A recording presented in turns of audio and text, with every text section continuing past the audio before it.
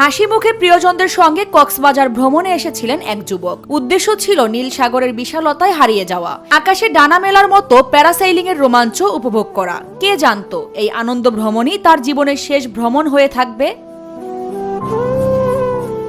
১ August শনিবার দুপুর তখন 12:30। কক্সবাজারের দোলনগড়ে সৈকতের নীল আকাশ আর গর্জন করা সমুদ্রের ঢেউয়ের মিতালির মাঝে শুরু হয়েছিল খুলনার যুবক সৌভিকের সেই রোমাঞ্চকর প্যারাসেইলিং। কিন্তু মুহূর্তের ব্যবধানে সব আনন্দ নিভে গেল গভীর এক শূন্যতায়।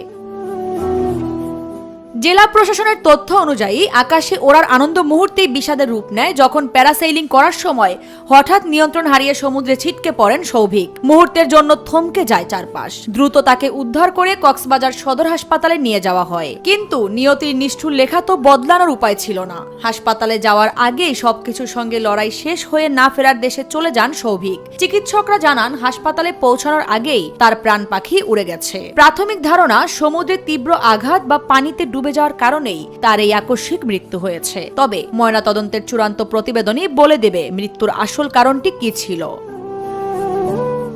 ৯ সদস্যের পর্যটক দলের সঙ্গে আসা সৌভিকের এই আকস্মিক প্রয়াণ কিছুতেই মেনে নিতে পারছেন না তার সঙ্গী ও স্বজনেরা।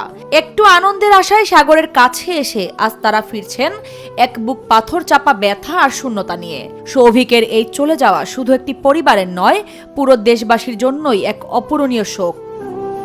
আরিফা পুষ্প, নিরপেক্ষ। নিরপেক্ষ, সত্য প্রকাশে আপোষহীন।